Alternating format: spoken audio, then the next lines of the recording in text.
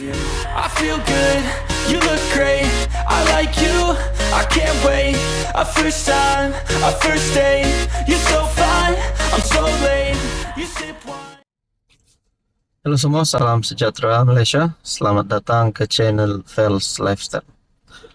Tuan-tuan dan puan yang amat dihormati semua, pasti banyak saja cara musuh politik Anwar Ibrahim untuk menjatuhkan Anwar, untuk menyerang Anwar Ibrahim, untuk memalukan Anwar Ibrahim.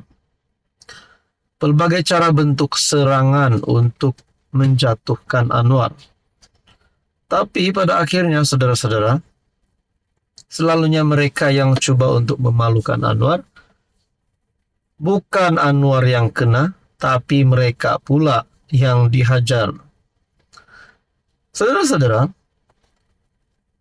pasal cerita ataupun isu Anwar tak ambil gaji sebagai Perdana Menteri pun menjadi satu isu panas bagi kepimpinan PN, terutamanya Hadi Awang. Sebelum saya meneruskan di dalam artikel ini, apa komen Anda berkaitan dengan tindakan Perdana Menteri dengan tidak mengambil gaji sebagai Perdana Menteri? Adakah itu satu yang kita perlu berikan kepujian ataupun satu perkara buruk yang Anwar Ibrahim buat? Silakan komen. Pihak persoal niat Anwar tak ambil gaji berlagak seperti Tuhan. Perkongsian daripada Malaysia Kini. Keputusan PM tidak ambil gaji adalah tidak bertentangan dengan ajaran Islam, sama ada dari sudut niat maupun pelaksanaannya. Pengarah Jabatan Pemahaman dan Pemantapan Agama Keadilan PKR, Amidi Abdul Manan berkata, sekiranya ada pihak mempersoalkan keikhlasan niat Anwar, maka pihak itu seolah-olah berlagak seperti Tuhan yang lebih tahu berbanding malaikat dan Nabi berkaitan isi hati manusia.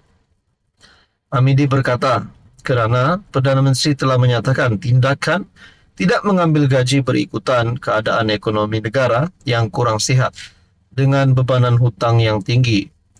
Secara tersiratnya, PMX percaya masih banyak wang negara yang boleh dijimatkan bagi memberikan manfaat yang lebih baik kepada rakyat.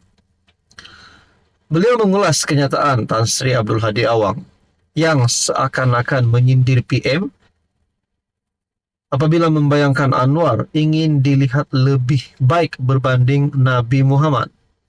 Abdul Hadi mengkritik tindakan PM tidak mengambil gaji. Katanya ia tidak wajar kerana tidak selari dengan amalan Rasulullah. Jika itu yang dimaksudkan, ia membawa erti tindakan PM tidak mengambil gaji adalah tidak selari dengan ajaran Islam.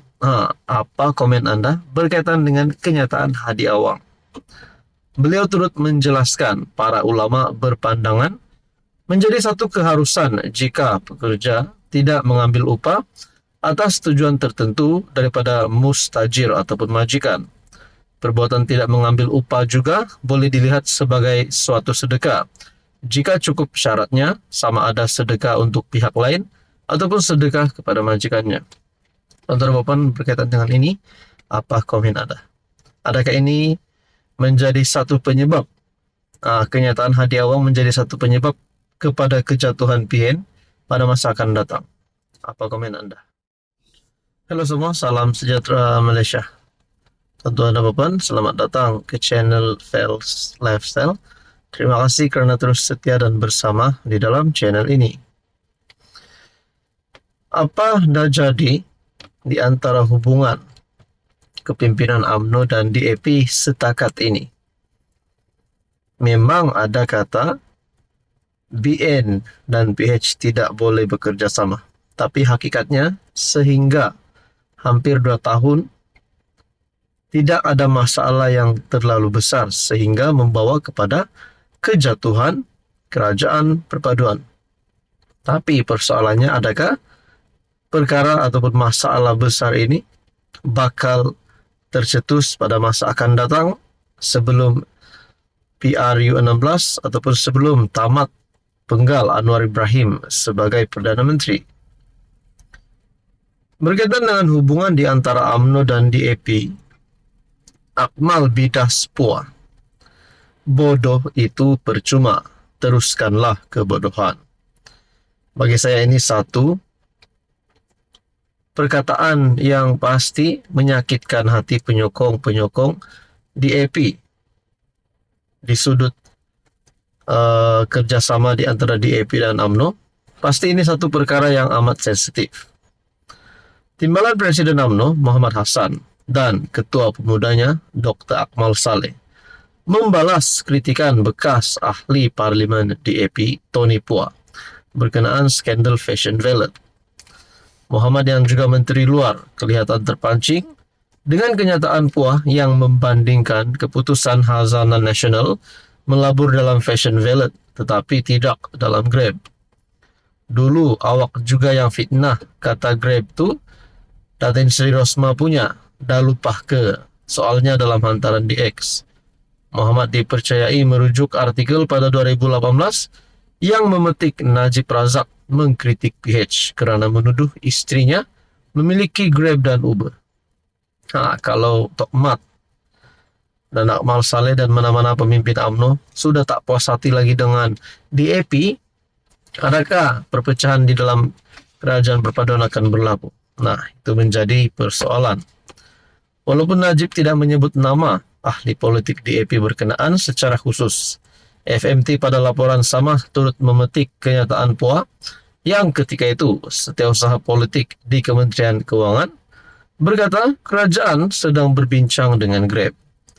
Namun pemeriksaan oleh Malaysia kini tidak menemui sebarang bukti Phua atau mana-mana ahli politik PH pernah membuat dakwaan tersebut terhadap Rosma. Bagaimanapun terdapat hantaran dari 2016 dan 2017 mendakwa demikian, kebanyakannya daripada pemandu teksi.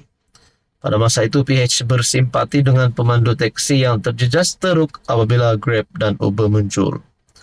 Sementara itu Akmal kelihatan berang dengan sikap Phua yang memandang ringan kerugian RM44 juta yang dialami Khazanah dan PNB dalam pelaburan Fashion Valet sebagai sebahagian daripada risiko biasa untuk pelaburan modal terbuka. Dia ini tahu tak rakyat tak kat bawah ni nak pinjam 10,000 buat bisnes pun payah nak dapat. Tak apalah, bodoh itu percuma dan teruskanlah kebodohan itu, bidasnya. Saudara-saudara, apa komen anda? Halo semua, salam sejahtera Malaysia, tuan-tuan dan puan-puan. Terima kasih kerana bersama dan di dalam channel ini. Terima kasih kerana terus setia. Berkaitan dengan kenyataan ahli parlimen daripada PN, ada yang kata kenyataan memfitnah.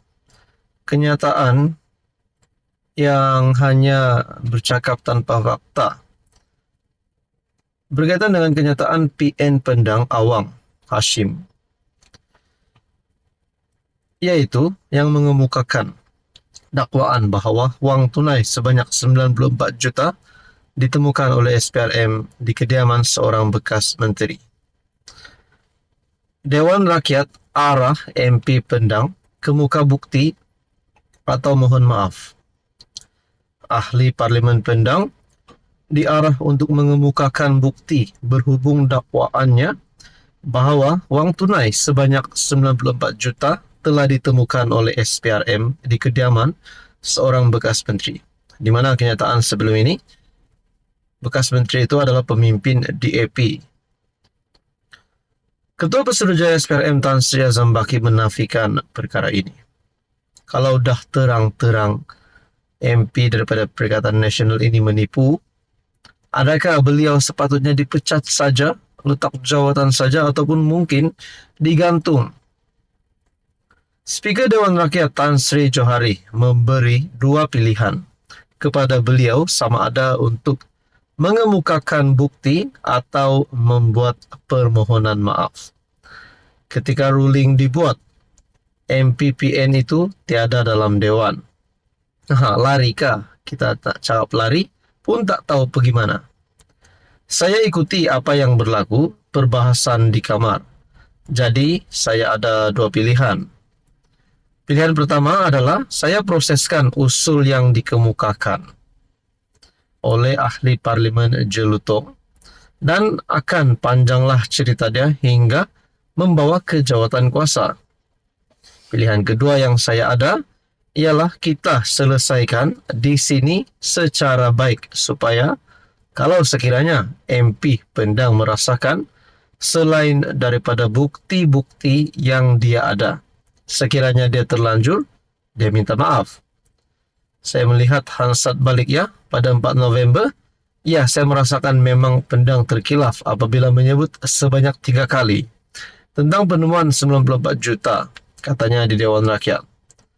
Beliau berkata demikian selepas RSN Raya PH Jeltong membentangkan usul untuk merujuk MP itu ke jawatan kuasa, hak dan kebebasan parlimen kerana mengeluarkan kenyataan yang mengelirukan Dewan.